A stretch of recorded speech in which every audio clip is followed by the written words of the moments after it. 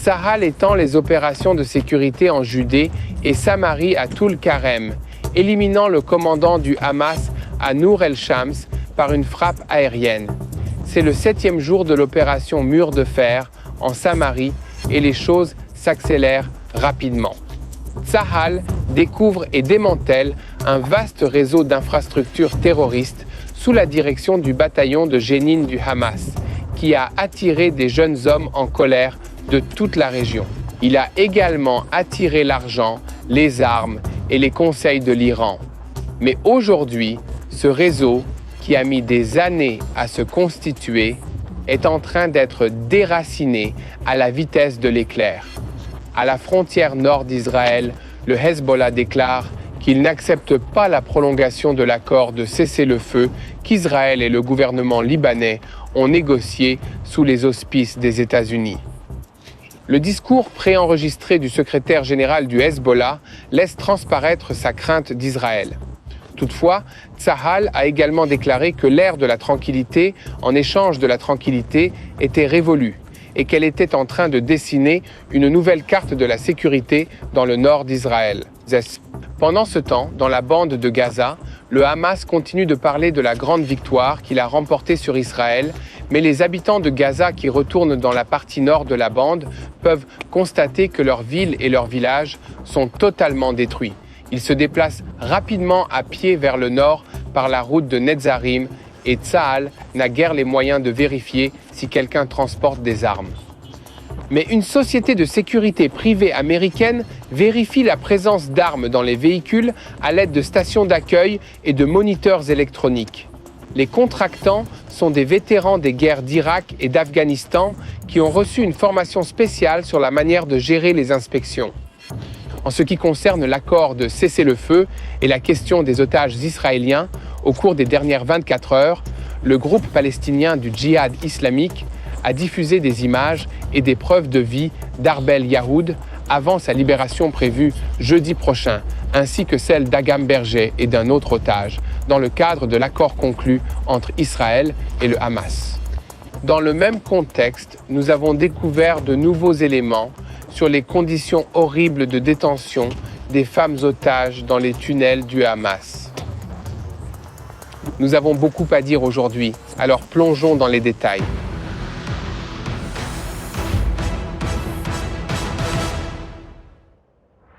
Je m'appelle Yair Pinto et voici votre rapport Boots on the Ground sur ce qui se passe en Israël au 4e jour de la guerre contre le Hamas, le Hezbollah, les Houthis au Yémen, les milices chiites en Irak et les groupes armés en Judée et en Samarie.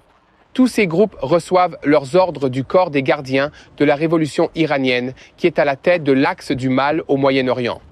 Avant de commencer, je vous invite, si ce n'est déjà fait, à cliquer sur le bouton s'abonner pour être au courant de la vérité en temps réel et ne jamais manquer un épisode de Boots on the Ground. Au 7e jour de l'opération Mur de Fer en Samarie, un avion de l'armée de l'air a frappé un véhicule dans le camp de réfugiés de Nour al-Sham à Toul-Karem, lundi à midi, dans le cadre d'une activité conjointe des forces de défense israéliennes et du Shin Bet.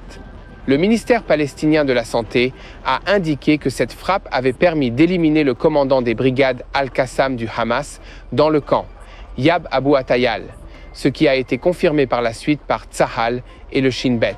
3 autres terroristes ont été modérément et légèrement blessés et ont été transportés à l'hôpital gouvernemental de Toul-Karem. Des images de la scène montrent le véhicule en flammes. Depuis le début de l'opération Mur de Fer, au début de la semaine dernière, 2 commandants de la brigade Al-Qassam du Hamas ont été éliminés dans le camp, ainsi que le commandant de la brigade de Jénine, affilié au djihad islamique palestinien. 1 heure après cette frappe, une autre frappe a été menée contre plusieurs suspects qui avaient posé des engins explosifs dans la zone du camp de réfugiés. Cette opération s'inscrit dans le cadre de l'opération menée à Toul-Karem et d'importantes forces de Tsahal, du Shin Bet et de la police des frontières sont actives dans le camp de réfugiés. L'objectif de l'opération est de modeler l'espace et de neutraliser les infrastructures terroristes. Selon Tsahal, au moins 16 terroristes ont été neutralisés et de nombreux autres blessés, tandis que de grandes quantités d'armes et de munitions ont été découvertes et démolies afin qu'elles ne puissent pas être utilisées pour de futures attaques. Des ateliers de fabrication de bombes et d'engins explosifs improvisés ont également été démolis. Plusieurs terroristes présumés ont également été arrêtés et interrogés et les informations qu'ils fournissent sont utilisées pour localiser d'autres terroristes et infrastructures. De nombreuses unités opèrent à l'intérieur du camp pour débusquer les terroristes et démolir les infrastructures et les stocks d'armes qu'ils ont passé ces dernières années à préparer et à stocker. L'opération devrait durer encore quelques semaines et s'inscrit dans la continuité des efforts visant à éliminer la menace terroriste de la Judée et de la Samarie, efforts qui se sont poursuivis pendant la majeure partie de l'année dernière. Une source de sécurité a expliqué qu'au cours de la semaine qui s'est écoulée depuis le début de l'opération, de nombreux progrès ont été accomplis, mais qu'il faut du temps pour faire ce travail correctement. Personne ne doit s'attendre à ce que l'opération soit bientôt terminée, ni à ce qu'elle soit facile ou sans revers. Il a également expliqué qu'il ne s'agit pas seulement de rechercher des terroristes et de s'occuper d'eux une fois qu'ils sont trouvés. Ils construisent également des routes et débarrassent la zone de grandes quantités de débris afin que Tsahal puisse même commencer à y opérer à l'aide d'équipements lourds. Il a ajouté que si, par le passé, la mission consistait simplement à gérer le problème, cette fois-ci, il s'agit d'éliminer complètement les bataillons du Hamas en Judée et en Samarie. Grâce aux connaissances et à l'expérience acquises à grands frais dans la lutte contre le Hamas dans la bande de Gaza, ils éliminent les obstacles plus rapidement, trouvent les terroristes et leurs infrastructures et les éliminent systématiquement un jour à la fois. Ici, à TBN francophone, nous continuerons à rendre compte de tous les développements dans notre secteur le plus chaud, la Judée et la Samarie. Et comme toujours, nous vous demandons de nous aider en partageant nos vidéos sur YouTube, en nous suivant sur les médias sociaux et, surtout, en cliquant sur le bouton d'abonnement si ce n'est déjà fait, afin de ne jamais manquer un autre épisode de Boots on the Ground. Aujourd'hui, nous nous concentrons sur l'arène du Nord, car c'est le deuxième jour d'affrontement en mer au Liban, tandis que Tsahal affronte les combattants du Hezbollah qui tentent de regagner le sud Liban.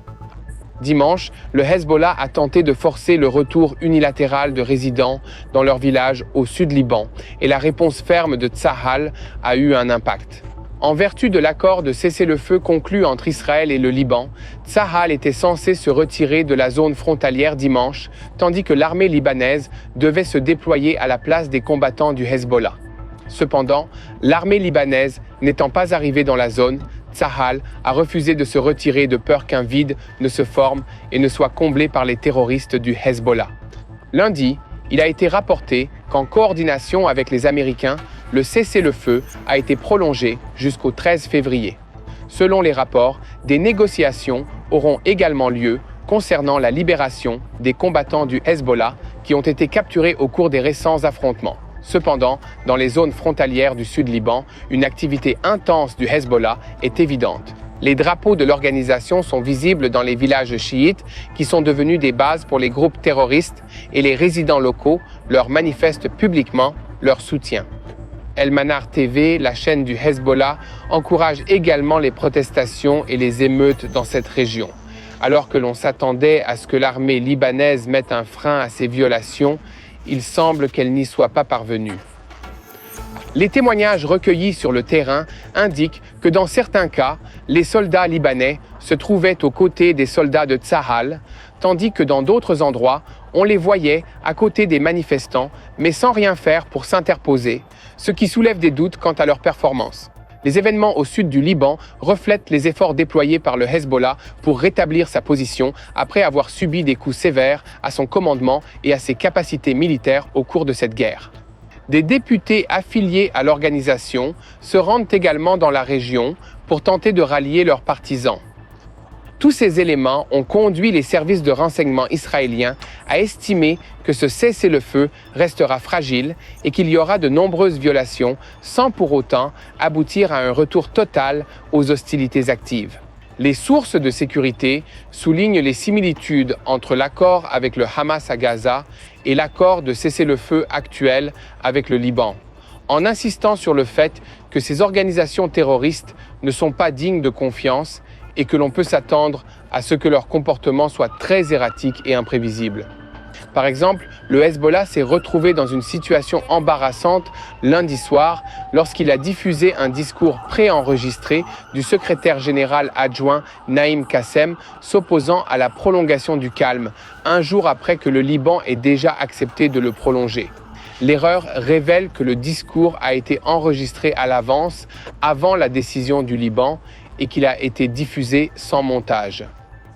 Elle comprend des erreurs qui pourraient être humoristiques si la situation n'était pas aussi dangereuse.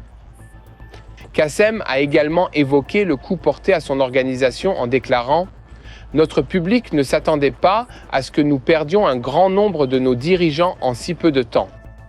L'exposition des informations, le contrôle des communications et de l'aviation par l'ennemi sont autant de facteurs qui ont influencé les frappes dont nous avons fait l'objet. » Dans le même ordre d'idées, le parti chrétien Phalange au Liban, connu pour être un critique féroce du Hezbollah, a condamné les marches organisées par l'organisation terroriste en déclarant « Le Hezbollah revient à sa vieille méthode basée sur l'intimidation interne, la propagation du chaos et l'atteinte à la stabilité après l'échec de tous ses paris politiques et militaires et l'effondrement des slogans vides de sens. » Les marches organisées par le Hezbollah portent des slogans sectaires et provoquent ouvertement les civils.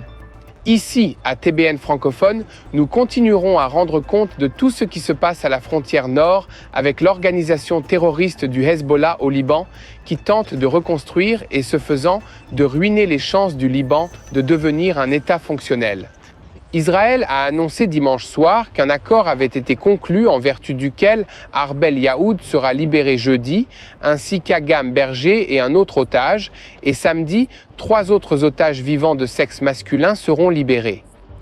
Israël estime que l'otage qui sera libéré jeudi est Keith Siegel, selon d'autres indications tirées d'un rapport antérieur de la chaîne NBC. En outre, le Hamas a transféré de manière flagrante la liste concernant le statut des 26 otages restants qui devaient être libérés dans le cadre de la phase A de l'accord, comme il était tenu de le faire en vertu de l'accord. En retour, Israël a ouvert lundi matin la route de Netzarim, qui devait être ouverte samedi, mais qui était restée bloquée après qu'Arbel Yaoud n'a pas été libéré au cours de la deuxième phase, permettant ainsi aux habitants de Gaza de retourner dans le nord de la bande de Gaza. Le Hamas a tenté de faire croire à une victoire, mais les habitants de Gaza qui sont retournés dans la partie nord de la bande de Gaza n'ont trouvé que destruction et défaite. De 7h du matin à midi, des centaines de milliers d'habitants de Gaza sont déjà entrés dans le nord de la bande de Gaza par la route de Netzarim, et d'innombrables convois continuent de passer par la route d'El Rachid. Des dizaines de milliers de personnes ont déjà atteint le nord de la bande de Gaza, certaines voyageant dans des véhicules. Dans le cadre de l'accord de libération des otages et de cessez-le-feu, il a été décidé que les personnes marchant à pied ne feraient pas l'objet d'une inspection, mais seulement les véhicules se déplaçant vers le nord. Ces contrôles sont effectués par une société de sécurité privée américaine. Les contractants de cette société sont pour la plupart des vétérans des guerres d'Irak et d'Afghanistan ayant une grande expérience du combat et certains parlent arabe. Ils se tiennent au point de contrôle, armés et équipés pour inspecter les véhicules. Et leur principal objectif est d'empêcher l'introduction d'armes dans la partie nord de la bande de Gaza en passant par la route de Salah el-Adin, via le corridor de Netzarim. Ils disposent d'équipements spécialisés, notamment des radiographies de conteneurs d'expédition, des chiens entraînés à renifler les explosifs et d'autres équipements. Les forces de police du Hamas sont également impliquées, assurant la sécurité du périmètre afin de maintenir la zone où les inspections sont effectuées à l'écart de la circulation piétonne, et Tsahal est également déployé à proximité, gardant un œil sur tout. On ne sait pas exactement quel serait le statut juridique de ces agents de sécurité s'ils étaient contraints d'ouvrir le feu, mais ils déclarent leur neutralité et s'engagent en faveur d'une stabilité à long terme à Gaza. Une source israélienne de haut rang a déclaré que ce point de passage qu'Israël a posé comme condition de négociation est destiné à empêcher l'acheminement d'armes lourdes vers le nord. Plus tard, la force de l'Union européenne devrait également être déployée au point de passage de Rafah dans le cadre de l'accord de cessez-le-feu. Selon le plan préétabli, cette scène se répétera lorsque Tsahal se retirera par étapes de zones spéciales à l'intérieur de la bande de Gaza, nettoyant la route de Salah el-Adin et le corridor de Philadelphie à des dates déterminées si les combats ne reprennent pas. Des forces neutres seront déployées dans ces zones pour accomplir des tâches spécifiques liées à la sécurité, une fois de plus, selon un plan prédéterminé. Entre-temps, une autre tâche qui ne fait que commencer consiste à déblayer les décombres et les débris des villes et des villages du nord de Gaza, où les combats les plus intenses se sont déroulés au cours des 15 derniers mois. Les habitants de Gaza, qui ont évacué ces zones au début de la guerre, espèrent rentrer chez eux cette semaine. Mais ils ont découvert qu'ils n'avaient plus rien à retrouver, ce qui a gâché la tentative du Hamas de projeter une image de victoire dans cette guerre. Sur des images publiées sur les réseaux sociaux, on peut entendre des femmes palestiniennes maudire le Hamas en criant « qu'Allah brûle le cœur du Hamas, qu'Allah le détruise ». De nombreux autres habitants ont exprimé des sentiments similaires, car ces personnes semblent savoir exactement qui blâmer pour la destruction de leur maison. Pendant ce temps, la 99e division de Tsahal a terminé son repositionnement dans les zones encore désignées, comme le corridor de Netzarim. Les forces restent déployées conformément à l'accord de cessez-le-feu et agiront en cas de violation des accords. Pour l'instant, Tsahal affirme qu'il n'y a pas eu d'incidents inhabituels. Il convient d'être très clair sur certains points, car on entend beaucoup de choses sur les événements récents et je tiens à ce que vous sachiez la vérité. Le revirement positif qui s'est produit ces derniers jours concernant les accords de cessez-le-feu à Gaza et au Liban, ainsi que l'état d'avancement du calendrier de libération des otages, résulte de la combinaison de plusieurs facteurs principaux. Le principal d'entre eux est l'implication agressive de l'administration Trump et la position israélienne qui a prouvé au Hamas et au Hezbollah qu'elle avait l'intention d'appliquer les accords tels qu'ils ont été rédigés, sans compromis et sans tolérance pour les violations commises par l'autre partie. La principale raison pour laquelle le Hamas et le djihad islamique palestinien ont accepté d'aller de l'avant avec ces accords est leur désir d'atteindre la phase B de l'accord, où Israël, sous les garanties américaines, s'engage à mettre complètement fin à la guerre. Il s'agit là de l'objectif ultime du Hamas, qui craint fortement qu'Israël ne soit déterminé à reprendre les combats. Les négociations sur l'étape B sont censées commencer mardi prochain, soit le 16e jour depuis que l'accord a été conclu. Si le Hamas et le djihad islamique palestinien persistent à insister pour qu'Abel Yehoud ne soit libéré que samedi, la date aurait donc été reportée. Il faut rappeler que la première étape humanitaire, du point de vue du groupe terroriste, n'est destinée qu'à ouvrir la voie à l'objectif principal, à savoir la fin de la guerre. Une autre raison pour laquelle les deux organisations assouplissent leur position est la pression exercée par les habitants de Gaza, près d'1 million de personnes qui souhaitent se déplacer vers le nord de la bande de Gaza pour voir s'ils peuvent retourner dans leur maison ou ce qu'il en reste. Cette pression est extrêmement forte et le Hamas comprend qu'il pourrait être confronté à une révolte. La troisième raison est que le Hamas et le djihad islamique souhaitent vivement évacuer les terroristes blessés pour les faire soigner en Égypte et dans d'autres pays arabes, et Israël a clairement fait savoir que cela ne se ferait pas tant qu'ils n'auraient pas rempli leurs obligations. L'accord surprenant du Hamas et du djihad islamique palestinien pour ajouter une libération supplémentaire inhabituelle à celle stipulée est une sorte de mini-marché que le Premier ministre qatari a arrangé en exerçant des pressions sur toutes les parties et principalement sur le Hamas qui a perdu la plupart de ses dirigeants dans cette guerre. On peut supposer que la flexibilité surprenante dont ont fait preuve les terroristes s'explique également par la peur du président Trump ou, plus exactement, par la crainte des Palestiniens que le président américain n'envisage effectivement d'expulser la moitié de la population de la bande de Gaza, transformant ainsi des centaines de milliers de personnes en réfugiés pour de nombreuses années en Jordanie ou en Égypte. L'effet Trump a joué dans ce cas à l'avantage d'Israël, La seule concession faite par le Premier ministre Benjamin Netanyahou a été d'ouvrir les canaux du corridor de Netzarim, permettant aux habitants de Gaza de se déplacer vers le nord. Le retour des personnes déplacées n'est pas le seul levier de pression important dont dispose Israël à ce stade.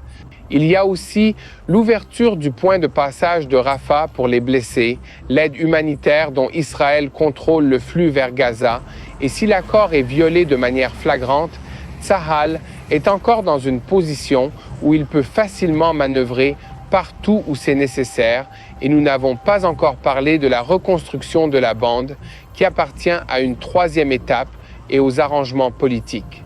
Une autre question qui plane sur tout cela est de savoir qui dirigera administrativement la bande de Gaza à la place du Hamas le lendemain. C'est la phase critique de l'accord, et c'est là que les citoyens israéliens sauront s'ils verront les otages revenir ou s'ils sont condamnés à un long calvaire supplémentaire. Il est également important de préciser que Tsahal se trouve toujours dans certaines parties du corridor oriental et central de Netzarim, ainsi que sur la route de Philadelphie et dans le périmètre de sécurité de la bande de Gaza adjacent à la frontière israélienne. Comme indiqué, cela signifie que les équipes de combat de la brigade et de la division de Tsahal peuvent atteindre n'importe quel point de la bande de Gaza en quelques heures, ce qui donne à Israël un levier important pour exercer une pression sur le Hamas en cas de besoin. Tsahal peut également, si nécessaire, ordonner aux habitants de Jabalia, Beit Hanoun et Beit Laria de se déplacer à nouveau vers le sud. Par conséquent, parmi les options disponibles, toutes celles qui étaient ouvertes à Tsahal avant que les déplacés gazaouis ne retournent dans le nord de la bande de Gaza devraient également rester ouvertes aujourd'hui.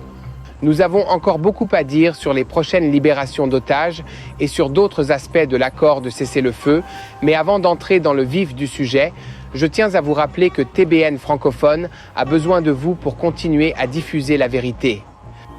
Si vous aimez ce que nous faisons ici en Israël et que vous voulez que nous continuions, vous pouvez nous faire un don en cliquant sur le bouton « Faire un don » de YouTube ou en allant sur notre site internet à l'adresse tbnfr.org. Chaque euro que vous nous donnez sera investi dans la création de nouvelles vidéos en provenance d'Israël. Revenons à l'actualité. L'organisation du djihad islamique palestinien a publié lundi des images et un signe de vie de l'otage Arbel Yahoud qui devrait être libéré jeudi prochain en même temps qu'Agam Berger et un autre homme kidnappé qui est toujours en vie. La famille d'Arbel n'a pas encore approuvé la publication de la vidéo. Elle devait figurer sur la liste des noms à libérer lors de la deuxième phase de la prise d'otage, mais elle n'a finalement pas été libérée, ce qui a provoqué une crise dans l'accord entre Israël et le Hamas, qui ont affirmé qu'ils n'avaient pas de contrôle direct sur elle. En effet, elle est détenue par les brigades Al-Nasser Salah al-Din, l'aile militaire des comités de résistance populaire, considérée comme la troisième organisation terroriste de la bande de Gaza. Le Hamas a dû négocier avec eux ainsi qu'avec Israël pour obtenir sa libération. Pour rappel, les brigades Al-Nasser Salah al-Din ont un penchant idéologique salafiste djihadiste, bien plus extrême que celui du Hamas. Les négociations avec elles ne sont pas simples, car elles n'ont pas les mêmes objectifs que les autres groupes terroristes et n'accordent même pas une grande valeur à leur propre vie. Il est donc très difficile de les menacer de quoi que ce soit. Mais en fin de compte, le Hamas a trouvé un moyen de les convaincre de libérer leur otage et nous sommes impatients de la revoir en Israël jeudi. Ici, à TBN francophone, nous vous tiendrons au courant en direct de la libération d'Arbel et des autres otages. Alors cliquez sur le bouton « S'abonner » si ce n'est déjà fait pour recevoir des notifications et être sûr de ne pas rater l'événement. Nous n'avons pas fini de parler de la question des otages, car lundi, le chef adjoint du corps médical de l'armée israélienne a tenu une conférence de presse en ligne au cours de laquelle il a révélé des détails sur l'état des femmes otages libérées et sur la façon dont elles étaient retenues en captivité par le Hamas dans la bande de Gaza. Selon son rapport, certaines des femmes otages ont été détenues dans les tunnels du Hamas pendant 8 mois consécutifs, sans lumière du jour et presque sans contact humain. Certaines d'entre elles sont restées dans les tunnels pendant toute la durée de leur captivité. Il est remarquable que tant d'entre elles aient survécu à cette épreuve et qu'elles soient toujours en aussi bonne santé. Mais il est également prouvé que dans les jours et les heures qui ont précédé leur libération, le Hamas leur a donné des aliments et des médicaments spéciaux pour tenter d'améliorer leur apparence, de sorte qu'à leur libération, ils aient l'air d'avoir été bien traités. Pendant ce temps, le président des États-Unis, Donald Trump, ne cache pas son aspiration à la migration des Palestiniens vers les États voisins et continue d'exercer une pression publique sur les dirigeants régionaux pour qu'ils avancent dans cette voie.